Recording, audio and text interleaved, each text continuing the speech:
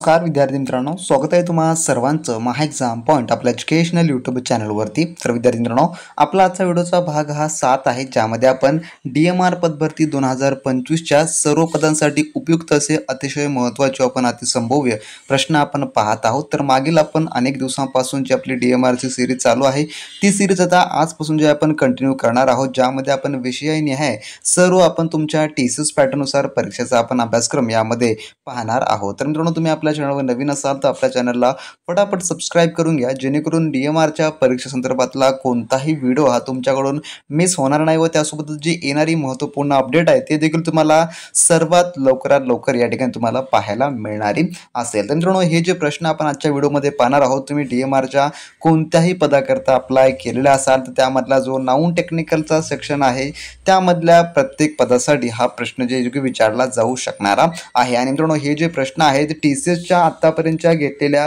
विविध साऱ्या एक्झाममध्ये विचारण्यात आलेली प्रश्न आहे, त्यामुळे हे प्रश्न रिपीट देखील होण्याचे चान्सेस आहेत. त्यामुळे व्हिडिओला खूप काळजीपूर्वक आणि शेवटपर्यंत पहा. आणि ज्या कोणी विद्यार्थी मित्रांनी अजूनही आपले मागील व्हिडिओचे पार्ट पाहिले नसतील त्याने डिस्क्रिप्शन बॉक्समध्ये दिलेल्या आपल्या ऑफिशियली प्लेलिस्टवर जाऊन त्याहून तुम्ही संपूर्ण काही व्हिडिओज पाहून घ्या. तर आपण जे 2023ची DMRची एक्झाम दिलेले विद्यार्थी आहेत त्यांचे आपण ई-बुक्स व नोट्स तुम्हाला देखील आपण प्रोव्हाइड आपण करून देत आहोत. जर तुम्हाला ते पाहिजे असेल तर त्याची देखील माहिती या व्हिडिओमध्ये मी समोर सांगितलेली आहे, त्यामुळे व्हिडिओला शेवटपर्यंत आणि काळजीपूर्वक पहा. चला मित्रांनो, पाहू आपल्याच्या या भाग 7 मधील काही महत्त्वपूर्ण प्रश्न. तर यामधला आपला प्रश्न पहिला असा आहे, जगप्रसिद्ध सांची स्तूपाची स्थापना मुळात कोणी केली होती? तर जे जगप्रसिद्ध आहे सांची स्तूप, तर याचं उत्तर जे आहे ते आहे ऑप्शन नंबर ए, जे की अशोक. तर जे अशोकाने जे आहे थोडक्यामध्ये या स्तूपाची स्थापना केलेली होती, जे की 3ऱ्या शतकामध्ये. तर 3ऱ्या शतकामध्ये जे आहे या स्तूपाची स्थापना जे आहे सम्राट अशोकाने केलेली होती. ऑप्शन नंबर अ या ठिकाणी या प्रश्नाचं उत्तर होईल. आणि याचं अजून एक वैशिष्ट्य सांगायचं झाल्यास तुम्हाला, हे जे स्तूप आहे जागतिक वारसा स्थळामध्ये याचा समावेश आहे, जे काही युनेस्कोद्वारे दरवर्षी जागतिक वारसा निश्चित केले जातात, तर त्यामध्ये या स्तूपाचा समावेश आहे. त्यामुळे एक IMP प्रश्न या ठिकाणी आहे. तर बरेच विद्यार्थी या ठिकाणी जे की स्तूप म्हटल्यास गौतम बुद्ध यांच्याशी संबंध जोडून त्याचं उत्तर टिक मार्क करतात, परंतु यामध्ये जे आहे जे की याचं उत्तर ऑप्शन नंबर अ होणार असेल.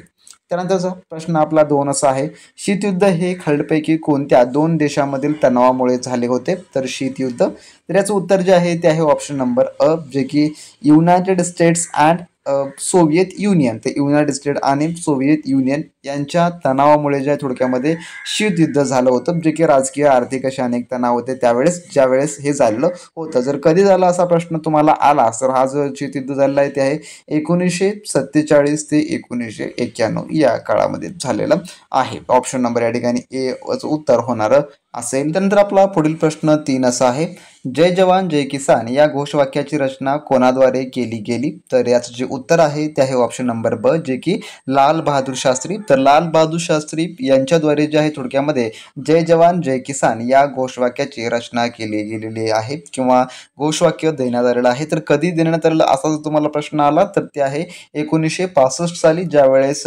भारत आणि पाकिस्तान युद्ध चालू होतं त्यावेळेस जे आहे हे घोषवाक्य थोडक्यामध्ये रचना देण्यात आली किंवा घोषणा करण्यात आलेली होती. ऑप्शन नंबर ब या ठिकाणी याचं उत्तर होणार असेल. तर लाल बहादूर शास्त्री हे जे की भारताचे माजी पंतप्रधान होते, त्यामुळे हे देखील एक इम्पॉर्टंट आहे, पॉईंट्स तुम्ही लक्षात ठेवून घ्या. त्यानंतरचा आपला पुढील 4था प्रश्न असा आहे, महाराष्ट्रातील कोणत्या नामांकित स्वातंत्र्य सैनिकाला अंदमान निकोबार बेटाच्या सेल्युलर जेलमध्ये कारावासात ठेवले होते? तर याचं उत्तर आहे ऑप्शन नंबर सी, जे की विनायक दामोदर सावरकर यांना ठेवलेलं होतं. त्यानंतरचा प्रश्न 5वा, मातीची धूप झाल्याने डॅश. तर मातीची धूप झाल्यानं काय होते? तर याचं उत्तर जे आहे ते आहे ऑप्शन नंबर ए, जे की वरच्या थरातील माती निघून जाते.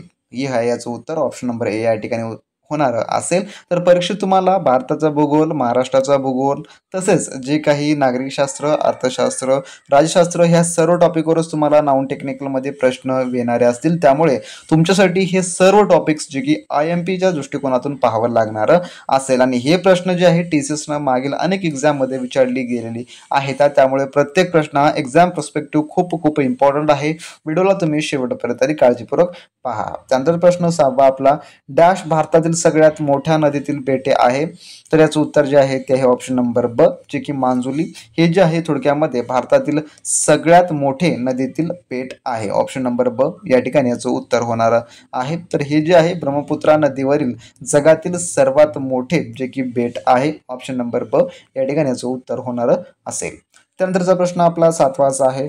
भारतातील पहिला समुद्री रोप वे मुंबई आणि डॅश याला जोडणारा आहे. तर याचं उत्तर काय होईल? तर याचं उत्तर आहे ऑप्शन नंबर थोडक्यामध्ये ए, जे की एलिफंटा बेट याला जोडणारा आहे. भारतातील पहिला समुद्री रोपवे. त्यानंतरचा प्रश्न आपला पुढील 8वा असा आहे. राज्यातील राष्ट्रपती शासनाच्या राजवटीच्या बाबतीत खालीलपैकी काय सत्य आहे? तर या टाईपचे तुम्हाला प्रश्न तर 100% परीक्षेत पाहायला मिळतात, कारण का यामुळे तुम्ही कन्फ्यूज होऊन जाता आणि तुमचे गुण त्या ठिकाणी कमी होण्याचे चान्सेस राहतात. त्यामुळे अशा प्रकारच्या प्रश्नांचा अभ्यास करते वेळेस तुम्हाला जे आहे एकदम परफेक्टली त्याचं वाचन आधी करून घेणे इम्पॉर्टंट आहे. त्यानंतर तुमच्या समजुतीनुसार त्याचं उत्तर निवडावं अपेक्षित असतं. तर या ठिकाणी पाहून घ्या, जे की राष्ट्रपती राजवटीच्या या बाबतीमध्ये या ठिकाणी विधाने आहेत. तर काय सत्य आहे असं म्हटलेलं आहे. तर अविधान कसं आहे पाहून घ्या. एचं राष्ट्रपती राजवट कोणत्याही वेळी राष्ट्रपती मागे घेऊ शकतात. आणि ब आहे राष्ट्रपती राजवट रद्द करण्यासाठी संसदेच्या मंजुरीची आवश्यकता नाही. तर या ठिकाणी पाहून घ्या याचं उत्तर काय होणार असेल. तर याचं उत्तर आहे ऑप्शन नंबर सी, जे की ए आणि बी दोन्हीही बरोबर आहे. दोन्ही पण विधाने सत्य आहेत. कारण का राष्ट्रपती राजवट कोणत्याही वेळी राष्ट्रपती मागे घेऊ शकतात. बरोबर आहे. त्यांच्या मनावर असतं, राष्ट्रपतीच्या मनावर असतं. एखाद्या शहरामध्ये किंवा एखाद्या राज्यामध्ये राष्ट्रपती राजवट जर लागू केली, म्हणजे त्या राज्यात काही राजकीय आणीबाणी आर्थिक आणीबाणी जर झाली असेल, त्यावेळेस जे आहे थोडक्यामध्ये राष्ट्रपती राजवट जी की लावली जाते कलम 352 नुसार. आणि त्यामध्येच समजा त्यावेळेस तिथली परिस्थिती शिथिल झाल्यास तर राष्ट्रपती राजवट जी की मागे देखील घेऊ शकतात. हे संपूर्ण अधिकार राज्यामध्ये जे राष्ट्रपती राजवट किंवा ज्याला आपण म्हणतो राष्ट्रपती शासन देखील आपण म्हणतो, राज्यामध्ये लावण्याचा अधिकार राज्यपालांना आहे, तर देशामध्ये लावण्याचा अधिकार राष्ट्रपतींना आहे. व त्यासोबतच राष्ट्रामध्ये जे काही एखाद्या राज्यामध्ये लावण्याचा अधिकार देखील राष्ट्रपतींना आहे. दोन्हीकडे पण त्यांना अधिकार आहेत आणि मागे घेण्यास देखील आहे. त्यानंतर दुसरं विधान, राष्ट्रपती राजवट रद्द करण्यासाठी संसदेच्या मंजुरीची आवश्यकता नाही. तर हे देखील बरोबर आहे. संसदेच्या मंजुरीची आवश्यकता नसते. म्हणून ऑप्शन नंबर सी या ठिकाणी याचं उत्तर होणार असेल. त्यानंतर प्रश्न 9 आपला, राष्ट्रपती आणीबाणीच्या काळात डॅश हा हक्क आपोआप निलंबित होतो. तर याचं उत्तर आहे ऑप्शन नंबर थोडक्यामध्ये ए, जे की स्वातंत्र्याचे अधिकार हा जो आहे आपोआप निलंबित होतो. त्यावेळेस जे आहे आपल्याला आपल्या स्वातंत्र्याचा अधिकार वापरता येत नाहीत, कारण का त्यावेळेस जे की नागरिकांच्या हितासाठीच ती राष्ट्रपती राजवट जे की लागू केलेली असते. त्यामुळे जे आहे हे अधिकार त्यावेळेस कार्य करत नाहीत. ऑप्शन नंबर ए या ठिकाणी याचं उत्तर होणार असेल. त्यानंतरचा प्रश्न आपला, जे की प्रश्न 10वा, मसुदा समितीने संविधानातील किती मसुदा तयार केल्या होत्या? तर याचं उत्तर जे आहे ते आहे ऑप्शन नंबर सी, जे की 3 मसुदा तयार केलेल्या होत्या. ऑप्शन नंबर सी या ठिकाणी याचं उत्तर होणार. जर विद्यार्थी मित्रांनो तुम्ही अजूनही DMR पदभरती 2025च्या संपूर्ण A to Z तयारी करता आपले असलेले अतिसंभव प्रश्न संच व ईबुक किंवा टेक्निकल क्वेश्चन्स पॅक घेतला नसाल तर वेळ न वाया घालवता लगेच तुम्ही आपल्या व्हॉट्सअप सर्व्हरला मेसेज करून मिळवून घ्या. त्यांची लिंक डिस्क्रिप्शन बॉक्समध्ये दिलेली आहे, ज्यामध्ये तुम्हाला संपूर्ण काही DMRचा TCS पॅटर्न आधारित A to Z अभ्यासक्रम मिळणार असेल, ज्यामध्ये मराठी व्याकरण, गणित बुद्धिमत्ता, सामान्य ज्ञान, इंग्लिश व्याकरण व त्यासोबतच तुमच्या हवे त्या पोस्टनुसार आपण टेक्निकल देखील तुम्हाला उपलब्ध करून देतो, ज्यामध्ये MSW, lab technician, lab assistant, librarian व फार्मा या सर्व पदांची तुम्हाला त्या ठिकाणी टेक्निकल देखील मिळणार आहे, ज्यामध्ये आपण DMRच्या पदभरती अभ्यासक्रमानुसार A to Z अभ्यासक्रम कव्हर करून दिलेला आहे. व त्यासोबत TCSचे अतिसंभव प्रश्न संच व त्यासोबत 2023चे जेवढे काही PYQ क्वेश्चन्स आहेत ते देखील आपण तुम्हाला त्यामध्ये इन्क्लूड करून दिलेलं आहे, ज्यामुळे तुम्हाला मार्केटमधलं कोणतेही महागडं कोर्स घेण्याची गरज नाही, ज्या ठिकाणी तुम्हाला 1500-2000 असे द्यावे लागतील किंवा तुम्हाला कोणत्याही बुक्सची देखील अजिबात गरज पडणारी नसेल. जर तुम्ही प्रथम प्रयत्नामध्ये DMRची एक्झाम क्रॅक करण्याची इच्छा ठेवत असाल तर तुम्ही नक्की आपलं स्टडी मटेरियल रेफर करा, कारण का यामध्ये जे परीक्षेत तुम्हाला विचारलं जाऊ शकतं असं आपण संपूर्ण काही इन्क्लूड करून दिलेलं आहे, ज्यामुळे तुमचा PYQ प्रश्नांचा देखील सराव होणार असेल. सर्व घटकांची आपण या ठिकाणी संपूर्ण काही माहिती दिलेली आहे व त्यासोबत मागील परीक्षेत विचारले गेलेल्या प्रश्नांचा देखील आपण समाविष्ट केलेला आहे. तर ज्यांना कोणाला ही एक्झाम क्रॅक करायची आहे प्रथम प्रयत्नामध्ये त्यांनी तर आपलं स्टडी मटेरियल नक्की रेफर करा, ज्याची आपण सध्याची ऑफर प्राइस फक्त आपण ₹500 ठेवलेली ठेवलेले आहे जे की टेक्निकल सोबत तुम्हाला मिळणार असेल. जर तुम्हाला टेक्निकल अधिक हवा असेल ज्यामध्ये लॅब असिस्टंट, लॅब टेक्निकल किंवा फार्माचे, त्यानुसार त्याची प्राइस तुम्हाला त्या ठिकाणी सांगितली जाणारी असेल. ज्यांना कोणालाही मिळवायचं आहे लगेच मिळवून घ्या. डिस्क्रिप्शन बॉक्समध्ये आपल्या ऑफिशियली व्हॉट्सअप स्लॅशची लिंक दिली आहे. सर्व काही तुम्हाला ते सॉफ्ट कॉपीच्या माध्यमातून लगेचच्या लगेच व्हॉट्सअपवर अवेलेबल करून दिलं जाणार असेल, ज्यामुळे तुमचा वेळ देखील वाचणार असेल आणि तुमची तयारी देखील जोराने सुरू होणारी असेल. तर नक्की एक्झाम क्रॅक करण्याकरता आपलं स्टडी मटेरियल नक्की रेफर करा. जर विद्यार्थी मित्रांनो तुम्ही अजूनही आपला A to Z crash course घेतला नसेल DMR पदभरतीसाठी, तर वेळ न वाया घालवता लगेच तुम्ही आपल्या व्हॉट्सअप सेलरला मेसेज करून मिळवून घ्या, ज्यामध्ये आपण TCS पॅटर्ननुसार DMRचा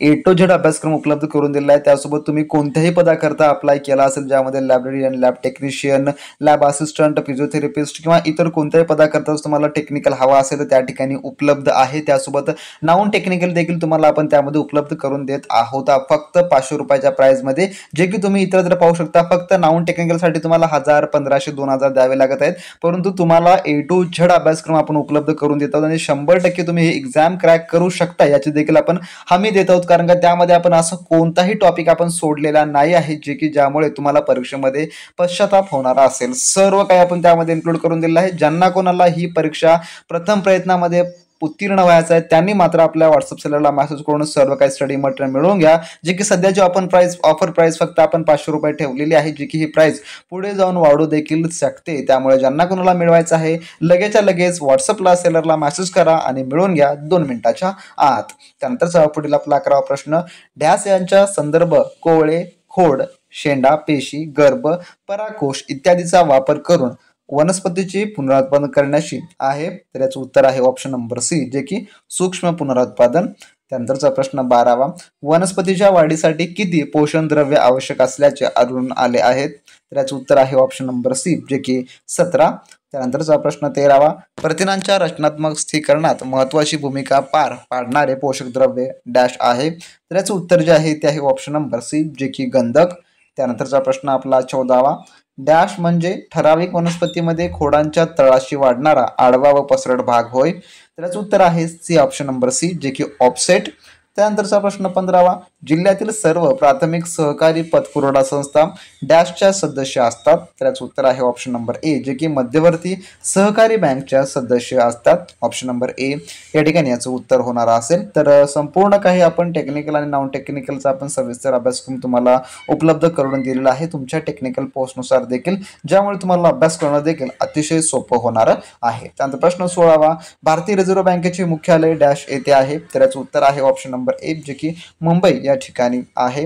त्यानंतरचा 17वा प्रश्न, संपूर्ण देशामध्ये ग्रामीण विकासाकरिता सर्वसमावेशक पद्धतीने राबवण्यात आलेला कार्यक्रम कोणता.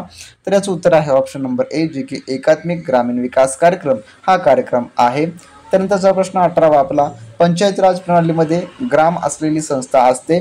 तर याचं उत्तर जे आहे ते आहे ऑप्शन नंबर डी, जे की ग्रामपंचायतीच्या सदस्यांद्वारे निवडलेले सर्व व्यक्ती समाविष्ट असतात. त्यानंतरचा प्रश्न आपला 19वा, 3 स्तरीय पंचायत राज प्रणालीच्या मध्यवर्ती स्तरास अंचल समिती दूर करण्यासाठी आणि राज्यात 2 स्तरीय व्यवस्था करण्यासाठी अलीकडे या राज्यात दुरुस्ती विधेयक 2018 पारित करण्यात आले, ज्यात 2 स्तरीय पंचायत राज होते. तर याचं उत्तर आहे ऑप्शन नंबर बी, जे की अरुणाचल प्रदेश. त्यानंतरचा 20वा प्रश्न, पंचायत जे की अनुसूचित क्षेत्रातील विस्तार कायदा PESA च्या तरतुदीच्या 5व्या अनुसूचित क्षेत्रात काही सुधारणा आणि अपवादासह घटनेच्या 9 भागास विस्तारित करतात मध्य अधिनियम केल्या होत्या. तर याचं उत्तर जे आहे ते आहे ऑप्शन नंबर 1, जे की 1996. त्यानंतरचा आपला 21वा प्रश्न, खालीलपैकी कोणते कीटकनाशक स्थानिक रोग प्रतिबंधाच्या दृष्टीने महत्वाचं आहे. तर याचं उत्तर आहे ऑप्शन नंबर डी, जे की वरील सर्व. त्यानंतर 22वा प्रश्न, 1973 मध्ये बंगाल वाघांचे नैसर्गिक अधिवासाचे संरक्षण करण्यासाठी कोणत्या मोहिमेची सुरुवात झाली होती. तर याचं जे उत्तर आहे ते आहे ऑप्शन नंबर थोडक्यामध्ये ए, जे की वाघ प्रकल्प याची जी आहे थोडक्यामध्ये सुरुवात झाली होती. त्यानंतरचा प्रश्न 23वा, प्रोजेक्ट टायगर चा शुभारंभ कोणत्या वर्षी झाला होता. तर याचं उत्तर आहे ऑप्शन नंबर सी, जे की 1973 साली जे आहे प्रोजेक्ट टायगरचा थोडक्यामध्ये शुभारंभ झाला होता. त्यानंतरचा 24वा प्रश्न, डॅश हा स्थानिक सर्व्हर किंवा पर्सनल कॉम्प्युटर वापरण्याऐवजी डाटा ठरवण्यासाठी किंवा प्रक्रिया करण्यासाठी इंटरनेटवर रिमोट सर्व्हर करण्याचा प्रथा आहे. तर याचं उत्तर आहे ऑप्शन नंबर ए, जे की क्लाउड कॅम्प्युटिंग. हे याचं उत्तर होणार असेल. त्यानंतर 25वा प्रश्न, स्टीव्ह जॉब्स यांच्या जोडीला ॲपल कॉम्प्युटर स्थापन करण्यासाठी कोण साथी मिळाला? तर याचं उत्तर आहे ऑप्शन नंबर ए, जे की स्टीव्ह वोझिक हा जो आहे थोडक्यामध्ये त्यावेळेस स्टीव्ह जॉब्स सोबत जे की ॲपल कॉम्प्युटर स्थापन करण्यासाठी साथीदार मिळालेला होता. ऑप्शन नंबर ए या ठिकाणी या प्रश्नाचं उत्तर होणार असेल. तर असे हे आपल्या आजच्या भाग 7 मधील टॉप 25 क्वेश्चन जे की आपण एक्सपेक्टेड स्वरूपामध्ये पाहिलेले आहेत आणि तुम्ही अशा प्रकारच्या प्रश्नांचा सराव जर रेग्युलरली ठेवला तर 100% तुम्ही एक्झाममध्ये चांगले गुण मिळवू शकता आणि तुम्ही ही एक्झाम 100% क्रॅक देखील करू शकता. तर ज्यांना कोणाला सर्व काही एक्सपेक्टेड स्टडी मटेरियल हवा असेल त्यांनी या व्हिडिओच्या डिस्क्रिप्शन बॉक्समधल्या आपल्या व्हॉट्सअप चॅनलच्या लिंकवर क्लिक करा आणि त्या ठिकाणी पे आउट करून लगेचच्या लगेच सर्व काही A to Z study material मिळवून घ्या जर तुम्हाला ही एक्झाम प्रथम प्रयत्नामध्ये क्रॅक करायची असेल तर. आणि तुम्हाला अशा प्रकारचे व्हिडिओ पाहण्यासाठी आपल्या चॅनलला सबस्क्राईब करून घ्या, व्हिडिओला तर नक्की लाईक करा आणि तुमच्या मित्रांसोबत शेअर करायला मात्र विसरू नका. तर भेटू नेक्स्ट व्हिडिओमध्ये नवीन प्रश्नांसोबत नवीन अपडेट सोबत. तोपर्यंत बी प्रॅक्टिस क्रॅक एक्झाम.